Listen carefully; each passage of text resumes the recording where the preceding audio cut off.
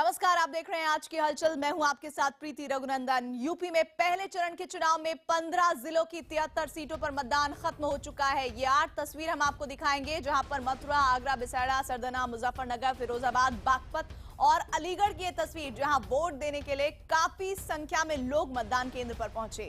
पश्चिमी यूपी में हो रहे पहले चरण के चुनाव में दोपहर 3 बजे तक 53% वोट पड़े थे, जबकि मेरठ और बुलंदशहर में 3 बजे तक 55% वोट डाले गए।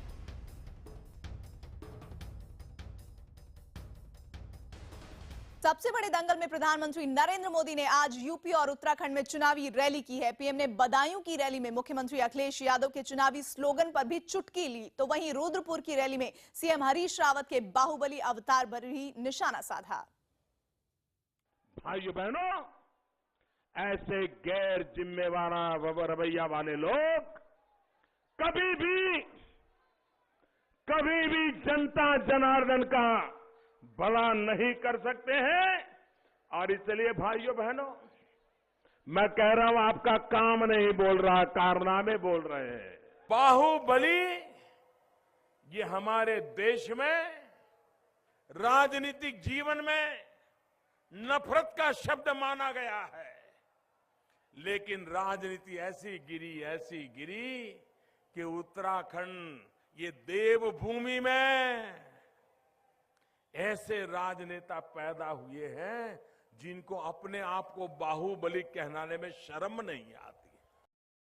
लखनऊ में अखिलेश और राहुल गांधी ने समाजवादी पार्टी और कांग्रेस गठबंधन की सरकार आने पर 10 सूत्रीय साझा कार्यक्रम का ऐलान किया है। और इस 10 सूत्रीय कार्यक्रम में युवाओं को फ्री स्मार्टफोन और 20 लाख युवाओं को कौशल प्रशिक्षण से रोजगार गारंटी देना, किसानों को कर्ज से राहत, सस्ती बिजली और फसलों के उचित दाम देना, इनके अलावा 1 करोड़ गरीब परिवार को 1000 रुपए मासिक पेंशन और शहरी गरीबों को 10 रुपए में खाना खिलाना। इन सब के अलावा महिलाओं को सरकारी नौकरी में 33% और पंचायत साथ ही स्थानीय चुनाव में 50% आरक्षण देना, 5 साल में हर गांव तक बिजली, पानी और सड़क पहुंचाना इन मकसद में शामिल है। साथ ही कक्षा 9 से 12वीं तक सभी मेधावी छात्र छात्राओं को मुफ्त साइकिल देना भी शामिल है एजेंडे में। दलित पिछड़े वर्गों की अगर बात करें तो 10 लाख से ज्यादा गरीबों को मुफ्त घर देना, सभी जिलों को जोड़ती 4 लेन सड़क और प्रमुख शहरों में मेट्रो शुरू करना, साथ ही साथ योजनाओं में अल्पसंख्यक और पिछड़ों को जनसंख्या अनुपात में हिस्सेदारी देने के अलावा पुलिस के आधुनिकीकरण और यूपी 100 का विस्तार शामिल है। इन सब के अलावा यूपी के सबसे बड़े दंगल के बाद दोबारा सरकार बनाने की आस लगाए मुख्यमंत्री अखिलेश यादव का कहना है कि समाजवादी पार्टी और कांग्रेस गठबंधन से मतदाताओं के सामने भ्रम की स्थिति खत्म हो गई। न्यूज 18 इंडिया से बातचीत के दौरान अखिलेश ने आरोप लगाया कि जरूरत पड़ने पर बीएसपी बीजेपी एक साथ हो जाएंगे। आपने बहुत लड़ाई लड़ी, चुनावी समर तो अभी शुरू हुआ है, लेकिन आप पिछले 6 महीने से एक युद्ध लड़ रहे हैं, एक संग्राम में है। लगातार कभी पार्टी स्तर पर, कभी पारिवारिक स्तर पर तमाम सारे लोगों को हटाया गया, फिर किसी को लाया गया। क्या हुआ, कैसे हुआ और कैसे आप जीत कर निकले उसमें? पार्टी में जो कुछ हुआ, खैर वो बातें अब सब खत्म हो गई हैं, सब चुनाव में हैं। और मैं समझता हूँ पूरे समाजवादी लोग इंतजार कर रहे हैं कि वोट कब डालने का मौका मिल जाए। जनता को आजकल आप एक बात से और सावधान कर रहे हैं कि देख लेना, वो हाथी जो बैठे हैं वो बैठे रह गए, जो खड़े हैं वो खड़े रह गए, वो कहीं हाथ ना मिला ले। रक्षाबंधन का त्यौहार, क्या मतलब है, जरा स्पष्ट करिए।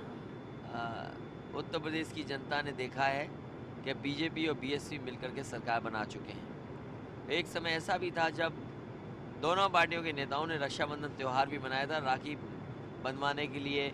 उस समय जो मुख्यमंत्री वो खुद गई थी भारतीय जनता पार्टी के नेता के यहाँ। आरोप क्योंकि समाजवादियों पे लगाते हैं वो, और इसलिए मैंने कहा उत्तर प्रदेश की जनता सावधान रहे। ये दोनों ताकतें मिलकर के एक दूसरे की मदद भी चुनाव के बाद कर सकती हैं। एक सवाल मेरे दिमाग में लगातार कौंधता रहता है कि आप सभाओं में जब भी जाते हैं तो ये बताते हैं कि साइकिल समाजवादी हाथ छोड़कर भी चला लेते हैं, मस्त होकर पैडल चला लेते हैं, लेकिन अब कांग्रेस का हाथ भी उस हैंडल पे आ गया है। डोंट यू फील कि कांग्रेस उस हैंडल को पकड़ के अंदर आना चाहती है, पॉलिटिकली अपनी जमीन वापस लेना चाहती है? देखिए, कोई अगर जमीन बनाना चाहेगा तो उसको कोई रोक नहीं सकता, लेकिन इस बार उत्तर प्रदेश में कंफ्यूजन खत्म हो जाए और कम से कम लोगों को ये भरोसा हो जाए कि हाँ, कोई दल दो मिलकर के सरकार बना सकते हैं। ये मंदिर मंदिर बहुत होता है, बार बार आ जाता है भाजपा के एजेंडे में। ये कैसे क्यों आता है और क्यों लाते हैं ये? कभी मुजफ्फरनगर के लिए टास्क फोर्स बनाते हैं, कभी जमीन कब्जे आने वालों के लिए टास्क फोर्स बनाते हैं, कभी खनन के लिए बनाते हैं। इसका क्या मतलब? क्योंकि बीजेपी और अन्य दलों ने कोई काम नहीं किया है, इसलिए जानबूझ करके जनता का ध्यान हटाने के लिए कानून व्यवस्था का सवाल आए। हम तो कहते हैं यूपी 100 नंबर से अच्छी व्यवस्था पुलिस के लिए किसी ने दी हो तो हमें बता।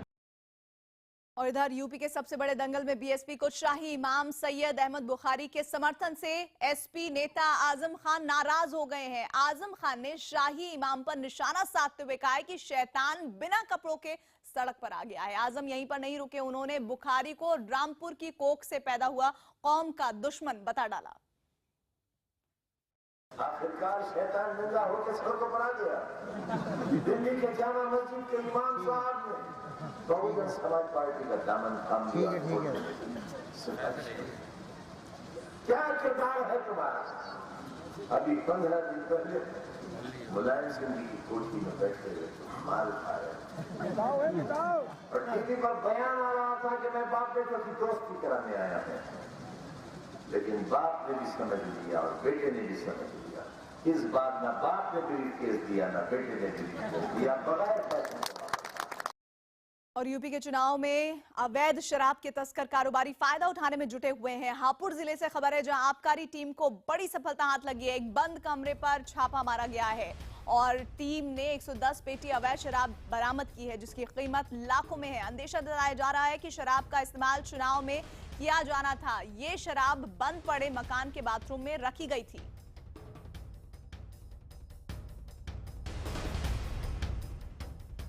साथ ही सबसे बड़े दंगल में आपको बता देते हैं, एक तरफ तो ज्यादातर इलाकों में पहले चरण की वोटिंग के लिए मतदाताओं में उत्साह दिखाई दिया, वहीं दूसरी तरफ मथुरा जिले में पड़ने वाला एक मतदान केंद्र वोटरों की राह देखता रहा।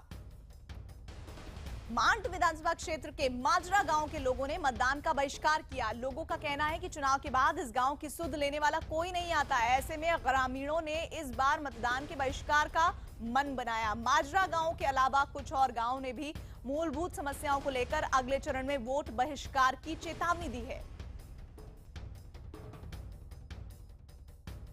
मतलब देश आजाद हुआ, समस्या ही समस्या, इस कोई समाधान ही नहीं हुआ है। यहाँ कोई देखता नहीं है। यहाँ मतदान नहीं करेंगे, पूरा गांव इसी पर अड़ंग है।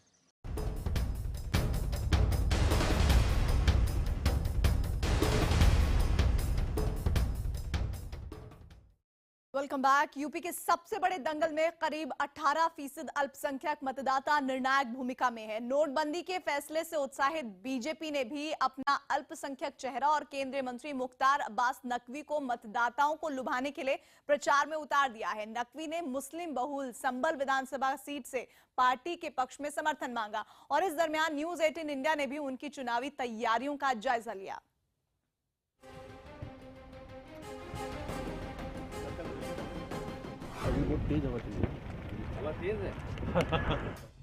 केंद्रीय मंत्री मुख्तार अब्बास नकवी को भरोसा है कि इस बार उत्तर प्रदेश में बीजेपी की हवा चल रही है। बीजेपी को भी भरोसा है कि समाजवादी पार्टी और कांग्रेस गठबंधन और बीएसपी की वजह से अल्पसंख्यक समुदाय असमंजस में है। इसीलिए पार्टी ने अपने अल्पसंख्यक चेहरे मुख्तार अब्बास नकवी को आगे बढ़ाया है। उन पर मुस्लिम मतदाताओं को लुभाने की चुनौती है। इसीलिए बजट सत्र का पहला चरण खत्म होते ही संसदीय कार्य राज्य मंत्री मुख्तार अब्बास नकवी ने भी यूपी का रुख कर लिया। मुख्तार अब्बास नकवी को समाजवादी पार्टी और कांग्रेस गठबंधन से मिल रही चुनौती का एहसास है। इसीलिए न्यूज 18 इंडिया से खास बातचीत के दौरान सबसे पहले सियासी हमला राहुल और अखिलेश पर ही बोला। देखिए, कांग्रेस पार्टी तो एक बेनामी प्रॉपर्टी की जैसी हो गई है, जिसने कि अपने दरवाजे पे टूलेट का बोर्ड लगा रखा है और उस टूलेट के बोर्ड को देख करके समाजवादी पार्टी उसमें किराएदार बन गई। यूपी में करीब 18% मुस्लिम वोट हैं, जो किसी भी सियासी दल की सरकार बनाने में निर्णायक भूमिका निभाते हैं। 2012 में समाजवादी पार्टी यादव मुस्लिम गठजोड़ के सहारे ही बहुमत का आंकड़ा छू पाई थी। इस बार बीएसपी ने भी 97 मुस्लिम प्रत्याशी उतारकर अल्पसंख्यक वोट के लिए दांव खेला है। लेकिन नकवी का मानना है कि नोटबंदी के फैसले से अल्पसंख्यक वर्ग करीब आया है। इसी वजह से नकवी ये भी दावा कर रहे हैं कि सूबे की हर विधानसभा सीट पर बीजेपी से ही और विरोधी दलों का मुकाबला होगा। हमारा मानना है कि कुछ जगहों पर बहुजन समाज पार्टी चुनाव बीजेपी से लड़ेगी, कुछ जगहों पे ये कुशासन और करप्शन का कुनबा लड़ेगा, और जहाँ तक बहुजन समाज पार्टी की सवाल है, वो बाहुबलियों का एक बहुत ही बेहतर बसेरा बन चुका है। नकवी के सियासी हमलों के बीच उनका हेलीकॉप्टर संभल के ऊपर मंडराने लगा। शहर का चक्कर लगाने के बाद पायलट को हेलीपैड दिखने लगा है। नकवी का हेलीकॉप्टर धीरे धीरे जमीन की तरफ बढ़ रहा है। जमीन पर खड़े नकवी के सुरक्षाकर्मी और समर्थक भी हरकत में आने लगे हैं। जैसे ही नकवी हेलीकॉप्टर से बाहर आते हैं, उनके समर्थक स्वागत करने के लिए उनकी तरफ लपकते हैं। स्थानीय लोगों से दुआ सलाम होने के बाद नकवी का काफिला संभल जिले के सिरसी इलाके के लिए निकल पड़ता है। रास्ते में नकवी ड्राइवर से गाड़ी की खिड़की को खिसकाने के लिए भी कहते हैं, जिससे सड़क पर चल रहे लोगों से उनकी नजरें मिल सके। करीब 15 मिनट के बाद उनका काफिला सिरसी इलाके में पहुंचता है। इमाम बाड़े के सामने ही जनसभा का आयोजन किया गया है। बीजेपी की कोशिश है कि नकवी के सहारे ज्यादा से ज्यादा अल्पसंख्यक मतदाताओं तक पहुंचा जा सके। इसलिए नकवी भी पीएम के संयुक्त अरब अमीरात के दौरे का जिक्र करते हैं। हिंदुस्तान में जो मुसलमानों को हज जाना हर मुसलमान की तमन्ना होती है। हम चाहते हैं कि हज का कोटा बढ़ना चाहिए, और सऊदी अरब की सरकार जो है वो 35,000 हज का कोटा बढ़ा देती है। ये पहली बार हुआ है आजादी के बाद। इस इलाके में वोटरों की संख्या करीब 3.5 लाख है। इनमें 58.5% मुस्लिम और 42% हिंदू मतदाता हैं। बीजेपी को उम्मीद है कि इस बार अल्पसंख्यक मतदाता बढ़ जाएगा, जिससे बीजेपी उम्मीदवार अश्विनी गुप्ता की चुनावी राह आसान हो पाए। इस सीट से समाजवादी पार्टी के इकबाल महमूद लगातार 5 बार से विधायक हैं। इसलिए मुख्तार अब्बास नकवी एक बार फिर मतदाताओं का मन टटोलने की कोशिश करते हैं। वो मतदाताओं से अपील करते हैं कि वो इस बार सिर्फ जिताने के लिए वोट करें। हराने के लिए आपने बहुत वोट किया, जी इसको हरा देना है, वोट चाहे गड्ढे में डाल दे। हराने के लिए बहुत वोट हो गया, अब आपका वोट जो है वो जिताने के लिए होना चाहिए। 2014 के लोकसभा चुनाव से संभल सीट पर कब्जा जमाने वाली बीजेपी ने 1993 में आखिरी बार संभल विधानसभा सीट जीती थी। इसलिए अब बीजेपी के सामने 19 साल से चल रहे वनवास को खत्म करने की भी चुनौती है। यूपी के सबसे बड़े दंगल को जीतने की कवायद में जुटी बीएसपी अध्यक्ष मायावती ने आज सहारनपुर और बिजनौर में चुनावी रैलियां की है और चुनाव प्रचार में अब तक विरोधियों पर हमला करने वाली मायावती ने ऐलान किया है कि बीएसपी की सरकार आने पर युवकों को बेरोजगारी भत्ते के बजाय रोजगार के अवसर दिए जाएंगे। इन सब के अलावा मायावती ने 1 लाख तक किसानों का कर्ज माफ करने का भी ऐलान किया है। मेरी सरकार में सपा सरकार की तरह यहाँ प्रदेश के खासकर बेरोजगार लोगों को बेरोजगारी भत्ता नहीं बल्कि उन्हें सीधे ही सरकारी व गैर सरकारी क्षेत्रों में स्थायी रोजगार भी उपलब्ध कराए जाएंगे। गरीब मजदूर, छोटे किसान व अन्य मेहनतकश लोग भी जो वर्षों से या छोटे छोटे कर्जों में काफी बुरी तरह से डूबे हुए हैं और उनसे वसूली के लिए बैंक वाले आए दिन उन्हें परेशानी करते रहते हैं, जिसकी वजह से अभी तक यहाँ काफी लोगों ने दुखी होकर अपनी आत्महत्या तक भी कर ली है, जिसे गंभीरता से लेते हुए इस बार हमारी पार्टी की सरकार द्वारा इन सभी दुखी व पीड़ित लोगों के 1 लाख रुपए तक के कर्जे भी जरूर माफ कर दिए जाएंगे। प्रदेश में प्राथमिक स्कूलों में वर्तमान सपा सरकार की तरह अब बच्चों को पका हुआ घटिया खाना नहीं दिया जाएगा, बल्कि इसके स्थान पर इस बार हमारी सरकार द्वारा इन बच्चों को दूध, बिस्कुट, अंडा, चना, केक व फल आदि ही दिए जाएंगे और इनकी क्वालिटी का भी विशेष ध्यान रखा जाएगा। यूपी में पहले चरण के चुनाव में मतदाताओं ने काफी उत्साह दिखाया है। मतदान केंद्रों पर भी वोटर्स के लिए काफी तैयारी की गई थी और एक जगह अधिकारी मतदान के बाद मतदाताओं को फूल दे रहे थे, वहीं दूसरी तरफ मतदान केंद्र को फूल और गुब्बारों से सजाया गया था। महिलाएं अपने छोटे बच्चों के साथ भी मतदान करने आ सके, इसके लिए केंद्र पर ही पालना की व्यवस्था की गई थी। चुनाव आयोग की इस तैयारी की लोगों ने जमकर सराहना की।